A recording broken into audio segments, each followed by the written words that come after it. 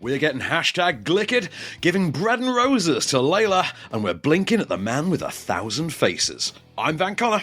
And I'm Adam Ball, and this is Off Screen, your 7-day guide to everything movies. Boom.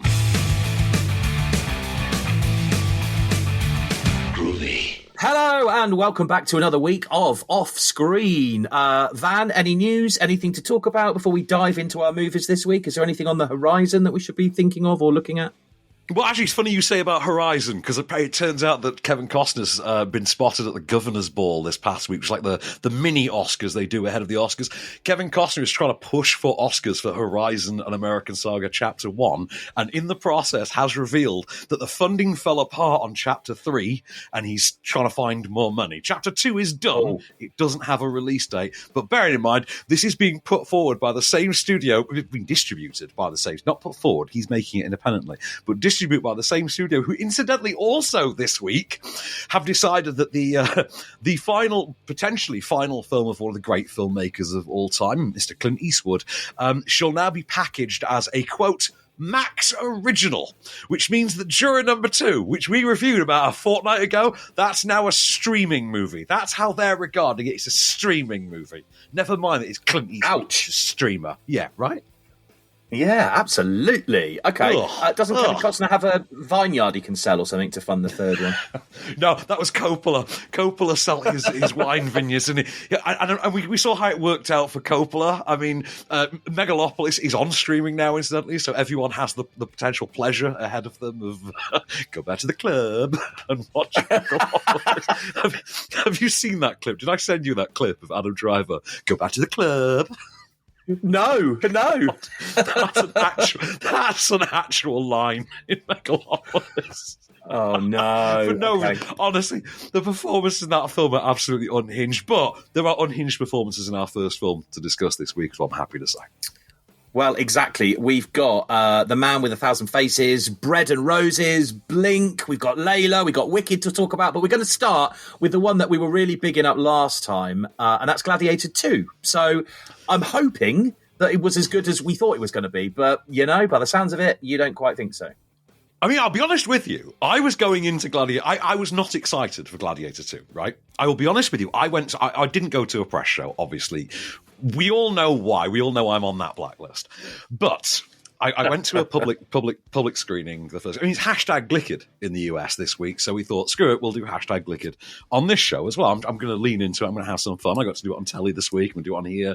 We'll do it on the BB, etc.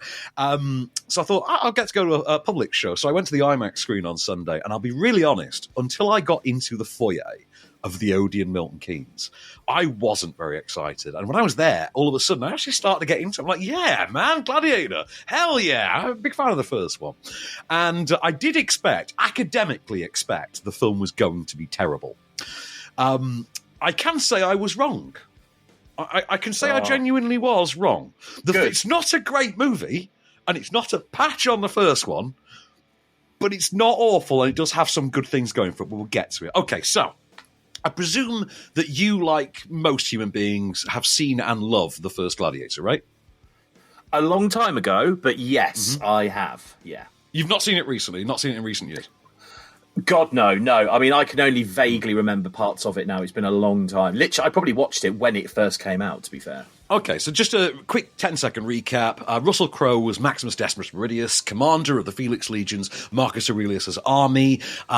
He was his family were killed. He was enslaved. He was framed for the murder of the emperor. He was enslaved, sold as a gladiator, and fought his way through the arena to take down the corrupt son of Marcus Aurelius, Commodus, played by Joaquin Phoenix. We now have he died in the process. They were both killed at the very end of the movie. Spoiler alert for a 2.5-decade-old film that if you haven't seen, I can't explain why you're listening to this show. You know, you have bigger problems than me. Right. So we've now got a sequel that is set 16 years after the original. It's been 24 years in reality. It's been 16 in the universe of the film. Rome has now fallen into an even more desperate state of corruption and greed under the rule of the twin brother emperors, one of whom is played by Joseph Quinn, and I cannot remember the name of the actor who plays the other. However, the leader of the Roman armies, General Acacius, played by Pedro Pascal from Unbearable Weight of Massive Talent, The Mandalorian, the Mandalorian himself. Yes. Bad guy in Wonder Woman 2. He leads an assault on behalf of Rome to claim the North African oceanfront country known as Namibia, killing a woman in the process in front of her husband, a man named Hanno, played by our new hero, Paul Mescal from Aftersun. He is then enslaved because his people have been taken over, as is the want for Rome to do. They enslave all the surviving men, sell them into the gladiatorial arena, and have an example made of them. He, however, is sold as a gladiator to Denzel Washington, Maculus, I think his name is, who has his own designs on equipping our lead for vengeance. As Paul Mescal's Hanno says, "I want the head of General Acacius." And as Denzel tells him, "Oh, you can have whoever's head you want. You kind of just got to do it for me, So this goes ahead. What he doesn't know, however, is that General Acacius is not quite the straightforward villain that he thinks he is, and that Acacius is actually on the side of the late Emperor Marcus Aurelius and believes in the dream of a democratic and Senate-run Rome. Which, of course, makes him an enemy of the emperors as well. So you've got two enemies who are also both enemies of the emperor, who are both going to be cast into the arena. I'm not going to tell you any more because there's a couple of twists and turns along the way. I've got a clip for you. This is Denzel talking to our new hero, Hanno. The dream? The dream of Rome? It's an old man's fantasy. Who are you? What was your name before you traded it for a Roman one? You'll never know. I have a destiny. The gods delivered you to me. You will be my instrument. I will never be your instrument in this life or the next. Oh, I'm loving the tension and the music in the background. And tell me that this was actually filmed in Rome and the Colosseum, or did they just use CGI?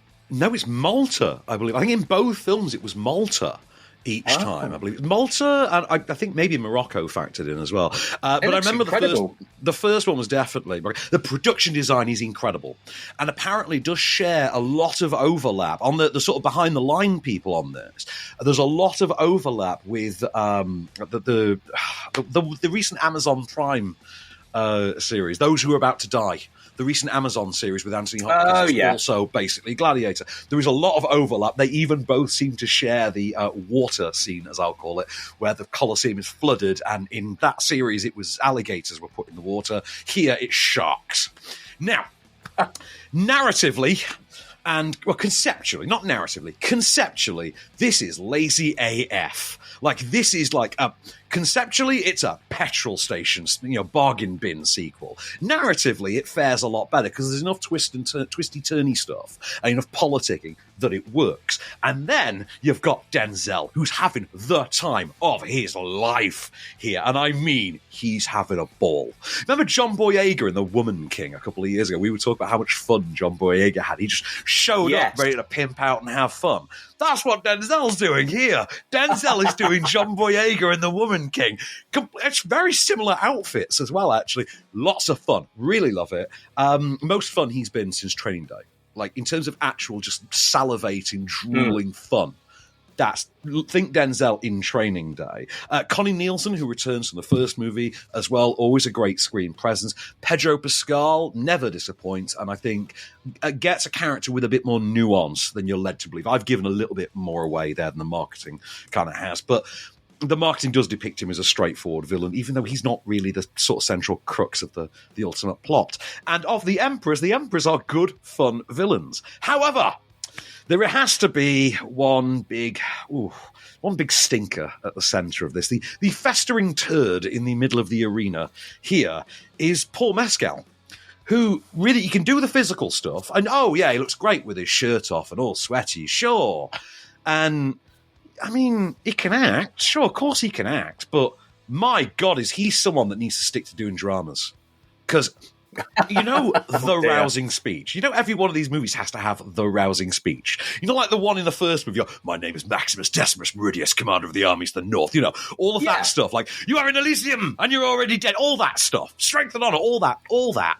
Right? Paul Mescal cannot do that. He simply cannot pull it off. He sounds like an infant school teacher trying to rally a bunch of kids. Like, imagine an infant school in the whitest middle-class suburb you've ever seen, and imagine that teacher, like, trying to rally those. That's what you're getting here with Paul Mescal, right? If you can overlook that and a really, really conceptually lazy-ass plot, then you're going to have some fun here. You will also have to overlook some really terrible VFX as well, because there's a fight with some, I think they're meant to be baboons, and they sort of look like dogs crossbred with alligators, like they're sort of baboons with big snouts. And I don't know what they're meant to be. And then you've got these really rubbery sharks. And sounds like it's glitching. Yeah, sorry? It sounds like it's glitching. Yeah, exactly that, right? But no, it just doesn't work. It doesn't come together in that way. It's enough. There's enough to enjoy, but you can't overlook the flaws. And the problem is, Gladiator's a 5-star film. This is like a 3.5 at best, and most of that is on Denzel and the Empress. Truly. It's a shame. What is it with sequels these days? Or not even these days. What is it with sequels that never, ever really end up being as good or better than the first one? There are a few exceptions, of course. I do technically get to smack talk a prequel in like 20 minutes, so keep that train going. Well, Gladiator 2 is in cinemas from today if you want to go and make your own mind up. Right, we're going to do 2 next. We're going to look at Bread and Roses and The Man with 1,000 Faces. We'll see what Van thought in a sec. Stay there.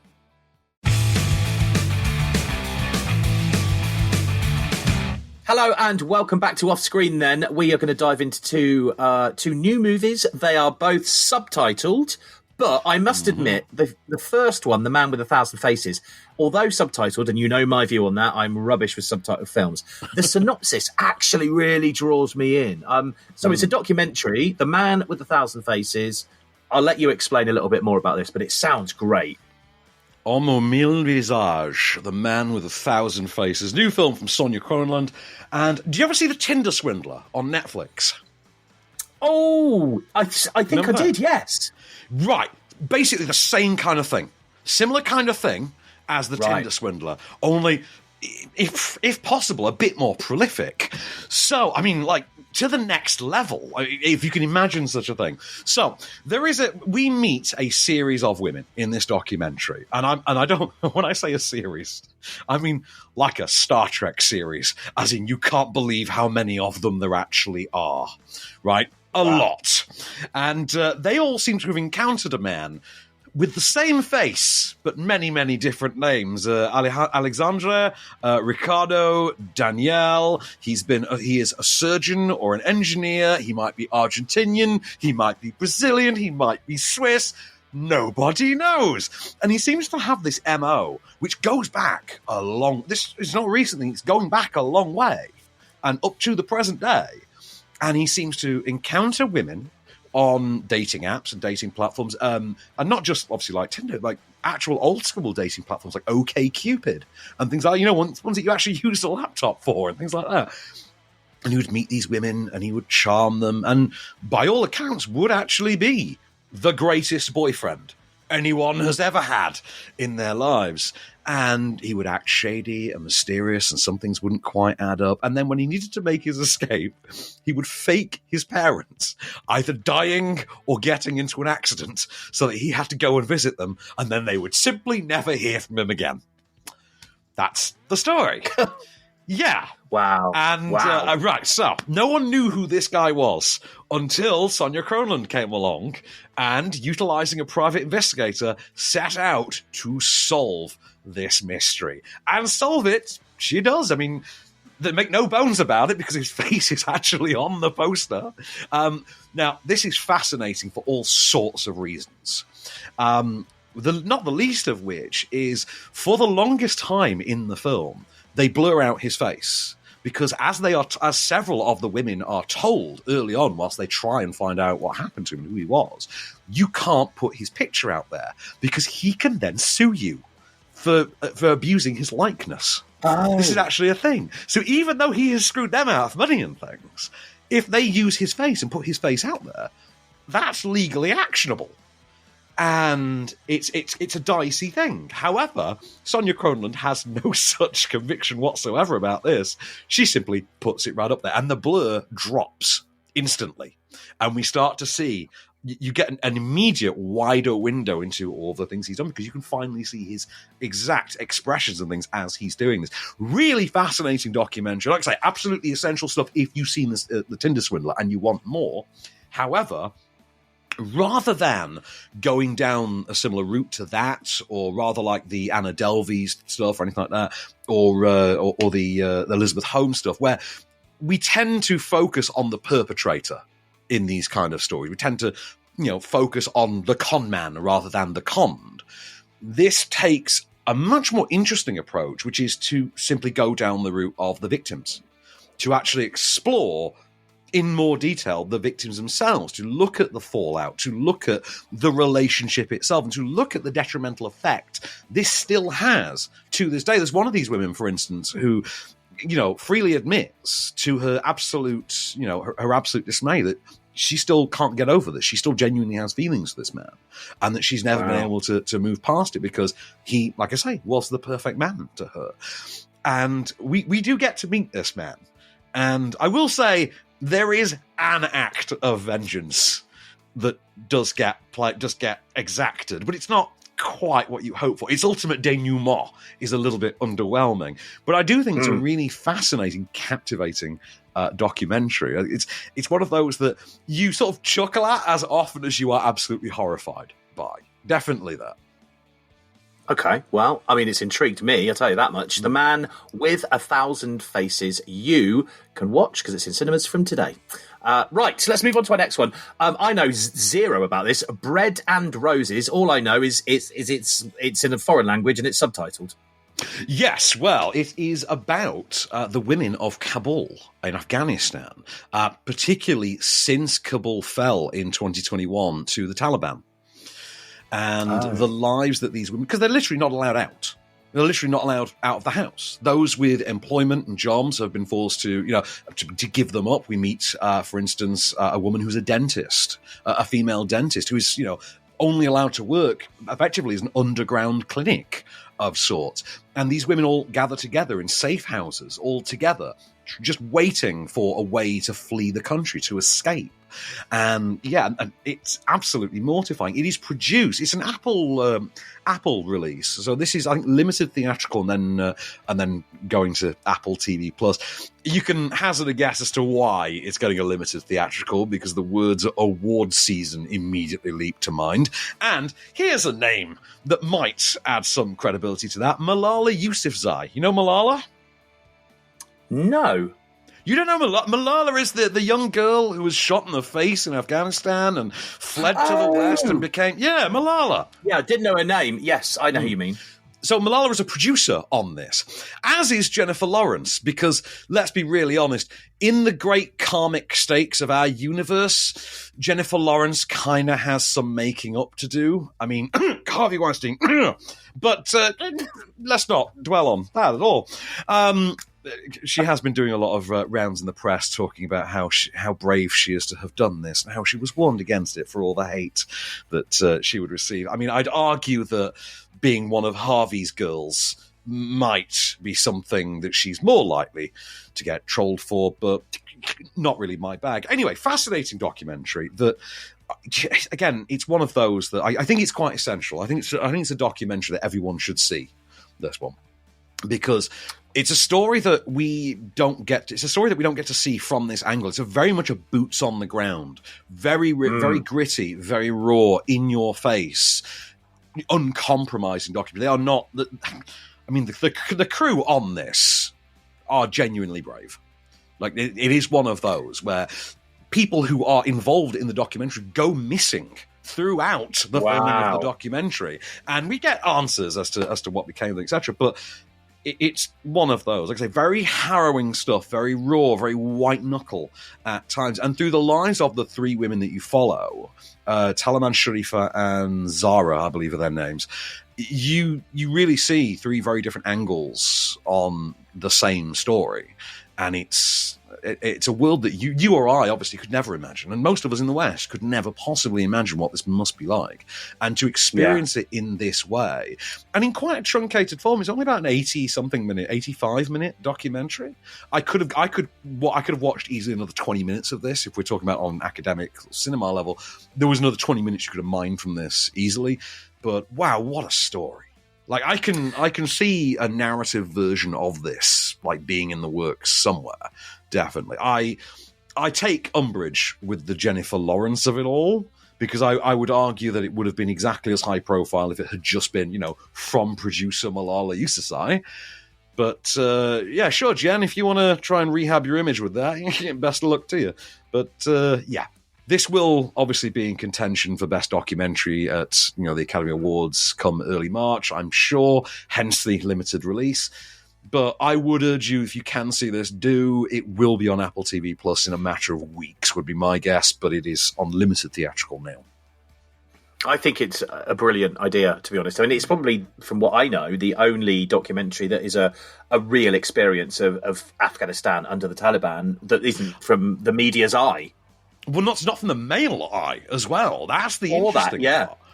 Because we tend to think it tends to be men and families that tend to get the documentary treatment when it comes to Afghanistan and Iraq. It's very rarely the female perspective, and especially a culture that is as oppressive to women as especially the Taliban regime.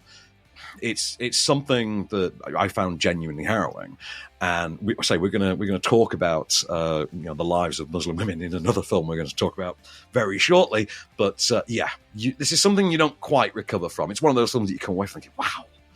I mean, it's a shame about the Jennifer Lawrence of it all, because that kind of casts a bit of a cloud over it. But a fascinating, really compelling documentary. Well, just look for Bread and Roses. Still to come, we've got Layla, and we're going to look at another documentary. I mean, I'm loving this week. You know me and documentaries. So we're going to look at something called Blink. We'll see what Van thought to that next. Stay there. Hello and welcome back to Off Screen. We're going to do two more movies now. We're going to look at Layla in a second, but let's dive into another documentary. So this one is called Blink. I've just read the synopsis, and I feel like we're going to need tissues now hearing you talk about it, let alone watching it. I did tell you in advance you're going to need tissues. I didn't count the fact that you would have read the plot synopsis. So, new documentary from Daniel Rohr and Edmund Stenson. And this is about a French-Canadian family. They're from Quebec. Husband, wife, 4 children. And owing to a rare genetic condition, every single one of the kids is starting to lose their eyesight. They are going to go blind. It's not an if, it's a when. And different children are at different levels of this. 2 of them, for instance, are at the stage where they can't see at night. And all of nearly all of the children wear glasses, for instance. They're literally trying everything. And the family decide, owing to the fact that the children are going to be blind at a point, that there's a lot of the world that they don't want to deny them. Their experiences they should have. And a bucket list is formed between the 4 children of things that they want to see, things that they want to experience, whilst they can physically see them. And the family then set off on a trip around the world to basically knock things off what you could kind of dismissively call the blindness bucket list of sorts. And we see through this wonderful kind of sense of illustration animation, like a map with the list on it. So you see Laos. I remember Laos. You see Laos in Cambodia. It's we want to learn to eat with chopsticks. So they go to Laos and Cambodia. And if you're wondering how they afford all this, by the way, it turns out that whilst they're on the trip, the husband's company on which he owns shares gets sold without him knowing, and he just comes into a windfall. So you're like, you got really lucky there, pal. You're the first person I've ever never heard of who actually lucked out getting made redundant, and that kind of funds the trip, as it were. It's subtitled ones. It's all in French, and we follow this family of 4 children, 2 parents, as they go around the world, and these children experience these things for the first time, experience the desert for the first time, experience, skiing in the snow, and experience, eating with chocolate, experience Christmas here, and all of these experiences. And as you can imagine from literally that description, good Lord, this one's a moving one. This is this is a heartstring puller, this is right on the heartstrings. Yeah, I can imagine anyone who's a parent is going to feel like that. I mean, I'm just sat here watching the trailer. Yeah. And just watching them on a zip line and all the things that you just kind of think, oh, wow, they're experiencing these things, even though, they're not going to quite be able to see it as we would. Well, exactly that. And it's one of the most relatable. I mean, even if you're not a parent yourself, you think, yes, because you would do that. You would be like, they're never going to experience this the same way. Okay, you can get on a zip line, but when you've lost your sight, it's not going to be the same. They need these experiences in life. And it's a really beautiful, moving story. I was honestly I was captivated by it. It's wonderfully short as well. It's 90 minutes of it. It's a wonderful little film. And the kids themselves are quite charming. And they're kind of a sweet family. You really do. You feel for them. You feel for them from the jump. And even the point where, kids will be kids and they start bickering and upsetting one another. It's like you kind of go along with it. And it's a film that genuinely asks, what would you do, for the child in your life? If you knew your child only had, a year or so before they could not see any further, what experiences would you try and cram in for them? Imagine trying to cram a lifetime's worth of visual experiences into, only a handful of years. And it's actually astonishing at times. I thought it was really sweet, and it really made me feel. I really felt for this family. I thought it was really good. I really loved this. Totally see why tissues are required for that one. Oh, yeah. So definitely see that if you can. It sounds wholesome is probably the best word for that. Wholesome is a very good description, Mr. Barr. I would absolutely give it that. Wholesome indeed. Blink is in cinemas from today. All right, so away from the documentaries, let's dive into a comedy romance called Layla. This is about a drag queen, isn't it? Yes. I mean, I like they have said comedy romance, because I think it was billed to me as a romantic drama, in a sense, and it just also happens to be quite funny at times. It has some chuckles. So this is the new film from writer-director Amir Arkadi, and it's about, titular character, Layla, who is also known by their birth name, Latif, who is a British-born Muslim drag artist. And of course, the words British-born Muslim at the start of that should give you something of an inkling as to what kind of clandestine life Layla/Latif is forced to actually live. Now, we meet Layla when she is performing at effectively a corporate gig as a drag artist with her friends, performing at a corporate gig for a really crappy, one of those meal replacement services? Oh, yes. You know the type, yeah. And decides, because they're trying to jump on the LGBT pride bandwagon, as these companies often do, naturally, Layla sort of lashes out and makes a friend of a friend/more, really, of the marketing bod who's in charge of all this, who winds up going on a night out with them, and a burgeoning romance starts to begin. However, it will quickly transpire that in the same way that Layla is forced to return to her life as Latif whenever it comes to visiting the family, her would-be love interest is also forced to return to his clandestine life entirely of his own as well. And it becomes about the secrets we keep and how that starts to get in the way of this relationship between the two. And also at what point, self-confidence, what point pride comes in at the expense of one's own survival. In the case of Layla, it's the cultural Muslim angle. In the case of the love interest, it is also it's really just a shame angle. But have a listen. This is the pair meeting for the first time after the Pride gig, or going on a night out. Is that party invite still going? Hell yeah. You are just in time for the best part. Mm-hmm. This is where you get to see behind the curtain. Enter Mr. Darcy. Wow, that's What a production. Somebody's laying pipe tonight. Oh, come on, sit down. Yes, yeah. Hello. Hi. Hi. What do you think of this? Oh, it's unreal, babe. Oh, yes, honey, this eats, but this devours. So we're going to a sort of like an alien-themed party. Yeah? And you couldn't look more human. Yeah, you thought that was a good thing. It's giving very corporate realness, honey. Here. Oh, perfect.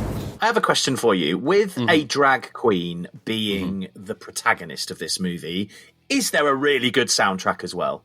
Of course there is. Yes! Of course there is. I thought this was brilliant, actually. I thought this was really good. I saw a film recently. We covered it together. I think it was called Unicorns, maybe 3 or 4 months ago. It's just come to streaming in the last week, which starred starred one of the guys from Bohemian Rhapsody, the one who played Brian May. Oh, yes, he was a mechanic. And yes, that one. Yeah, you remember. Yes, yeah, that one. Yeah, not Brian May. He played the other one, Roger. Yeah, anyway, beside the point. But this is a really good companion piece to that. It hits the drama notes really well. It hits the romantic notes really well, and it's also quite chucklesome at times. Now, there are things here that I was honestly genuinely impressed by. I think its insights and its depiction of contemporary British Muslims in particular is fascinating. I think it's something that I had not seen done to this level. We've had inklings of this before. And what I'm describing here is the depiction of being a British Muslim of a certain age, basically adult age, in the modern day. And the realism of wanting to have a life, but, having to return home periodically, and the smoke screen that you have to operate under in front of the parents and the uncles and the aunties, if you know what I mean, that kind of setup. Yeah. I thought that was really well done. The idea that you effectively live an entirely secret second life that is actually your primary life of sorts. And at the same time, there are certain mechanics of the drag queen world that I'd honestly never considered.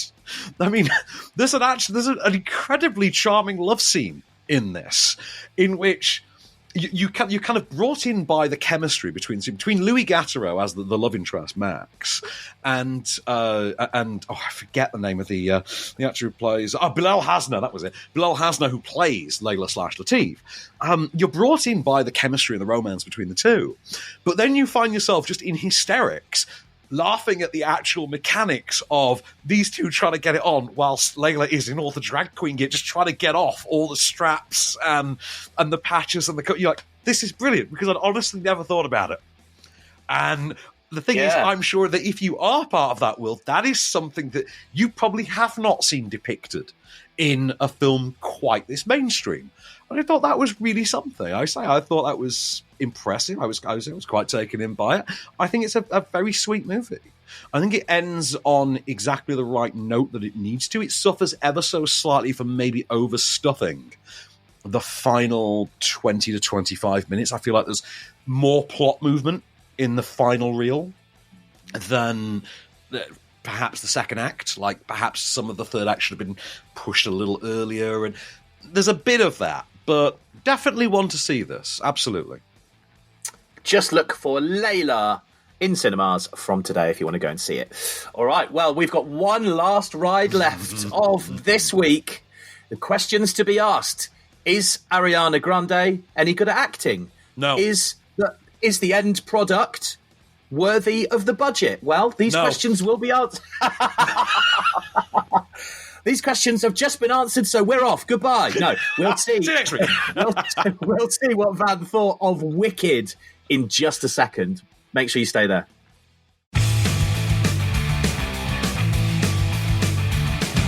Hello and welcome back for our last ride then in Off Screen this week. We are looking at the, very highly anticipated Wicked, which is out in cinemas from today, featuring Ariana Grande. I must say, I've never seen an IMDb page before display in the genre that it says fairy tale.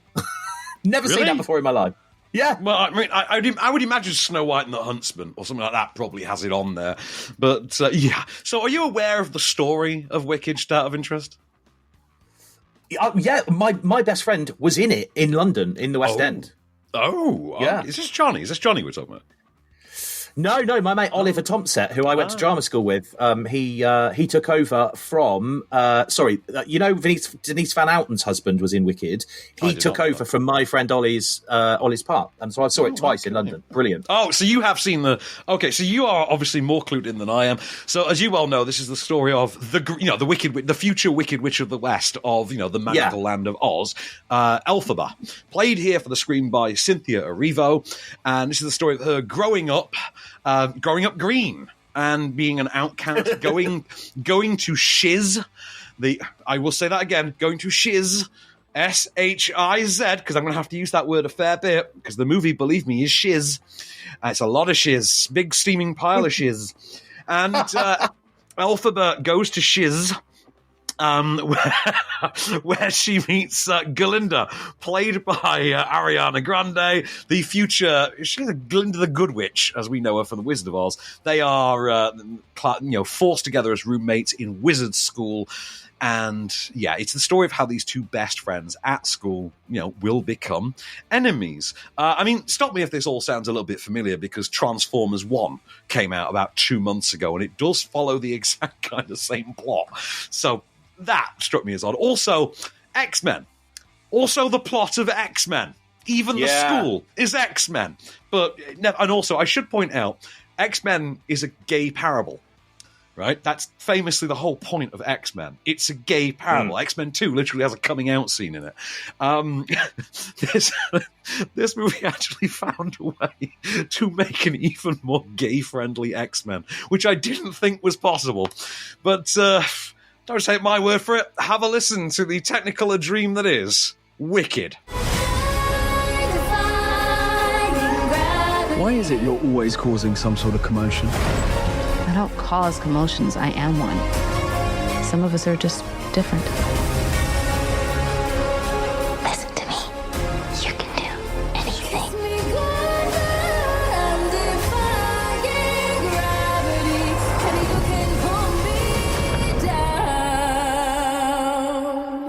I know. I mean, it looks and it sounds like a real glossy, edited to the nth degree kind of movie to me. But does it have substance? Oh, God, no.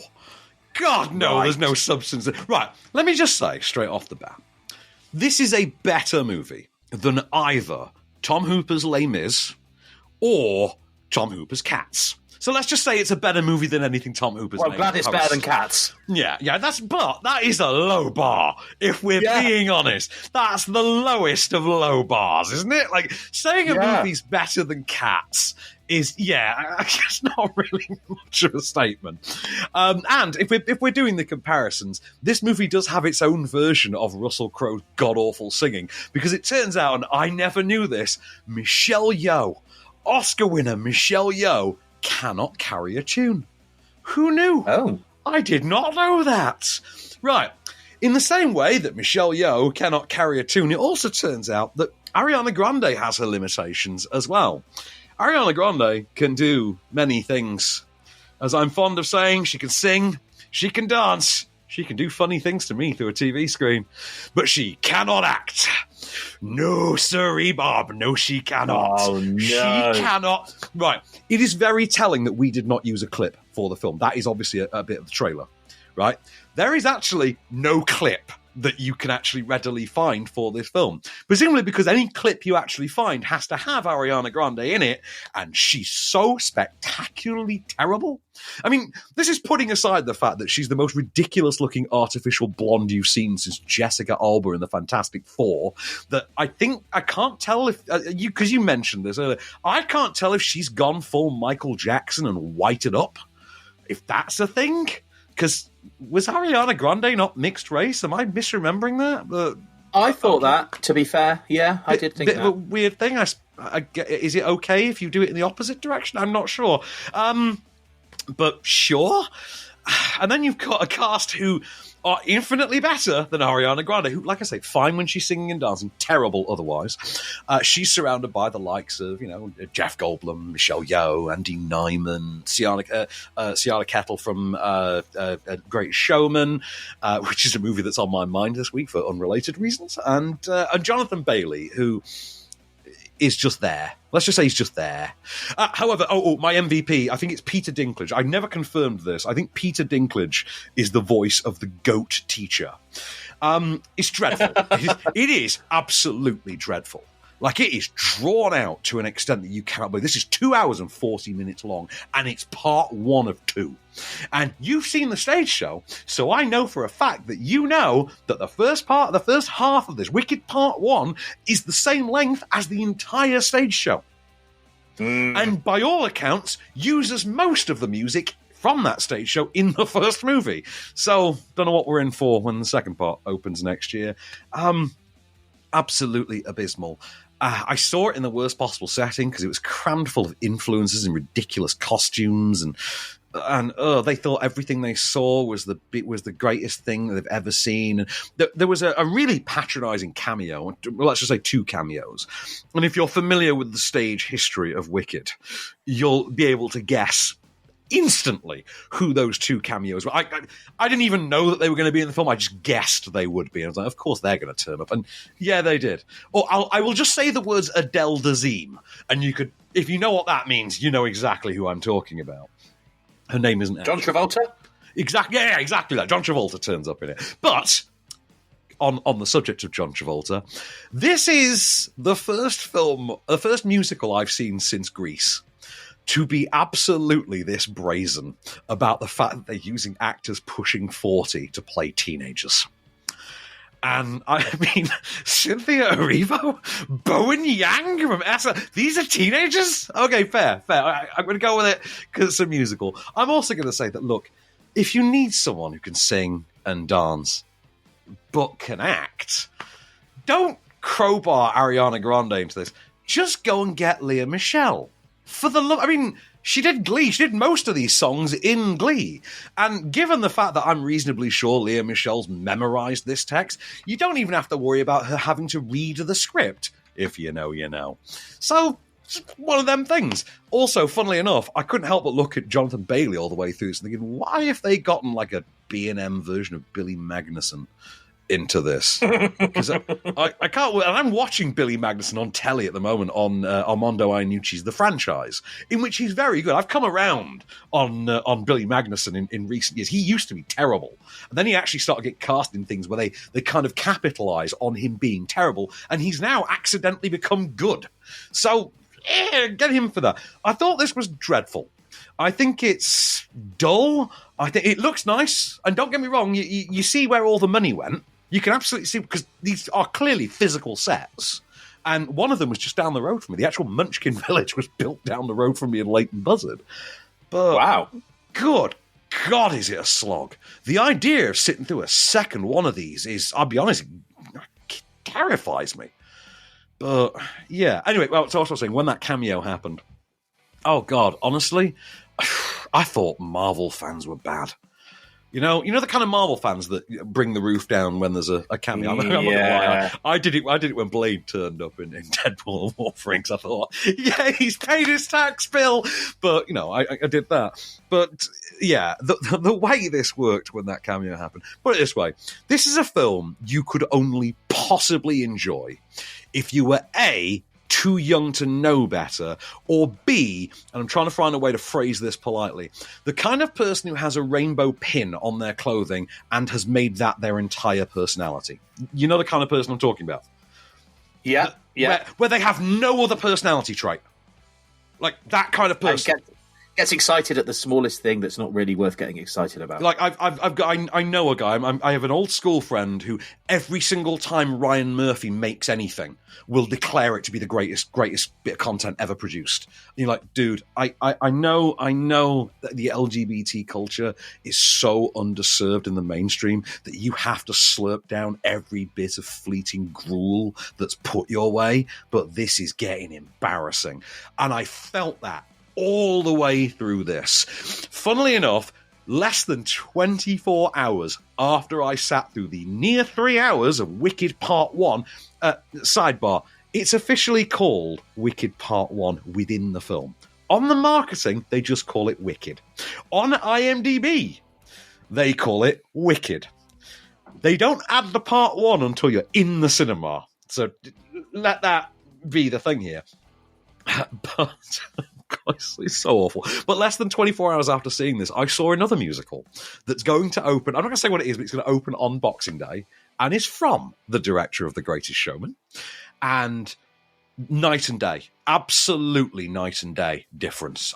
Unfortunately, the other one is not for children. And it's a shame because if you could make a child-friendly version of that, it would absolutely go down gangbusters over Christmas. But I just found this absolutely dreadful. And yet... still better than Cats. I'm wondering whether Anna Kendrick would have done a better version. Ooh, good shout, actually. Yeah, Haley Steinfeld. Haley Steinfeld would have been good. Yeah. Anyone would have been better by the sounds of it. Do you know who the perfect casting would have been? Although I'd imagine she'd have cost even more than Ariana Grande right now. Who? Sabrina Carpenter. And woman of the moment right now as well. Yeah. Absolutely. Exactly. Sabrina. Yes. Perfect. But no, they went with Ariana Grande, who, I mean, or they went with some little hobgoblin that used to be Ariana Grande. I don't know what it is, but yeah. Well, Wicked is in cinemas from today, if you want to go and see it. Let's have a quick look at next week. Next week, The Contestant. Sounds like something out of Squid Game. Yeah, that was it. Right, you just hit the nail on the head. Right, I need to send you the screening link for this. Okay, so this is about the world's first reality TV contestant. And he's an Asian man who is locked in a room and forced to eat nothing but dog food whilst watching reality television for 40 days. And this is his story. This is the story of apparently the world's first reality TV star. I'd love that. New movie starring Melissa Barrera that I don't know much about. It's called Your Monster. We've got a link for that as well. Conclave, the new papal drama. Ray Fiennes and Stanley Tucci in what's apparently a really great drama thriller about choosing the next pope. That's out next week from, I think it's A24 and Black Bear. And a little sequel that you might have heard of here and there, starring Dwayne Johnson, because Lord knows he needs a hit this month. Moana 2 is in cinemas. Have you heard, by the way, how much money Red One has actually made? No. Is it devastatingly low? Right. This is a film that cost $235 million. Do you know how much it's made worldwide by this point? Oh, 70 million? Just under 82. So, yeah. How's that franchise looking, Dwayne? Going well, is it? Yeah? Maybe make a movie next time, not a franchise. Franchises happen on their own, really, don't they? Franchises happen organically, bud. That's how they go. But, that's a shame. That's a shame. So we will talk about Moana 2 next week. I'm looking forward to that. What can I say, except you're welcome? The two children in my life are definitely looking forward to hearing what you say about that one. I know that for sure. Okay, well, thank you for hanging around and being with us this week. That is, of course, all we have time for. We will return next week. Until then, I've been Adam Ball. I've been Ben Connor, and we shall be back.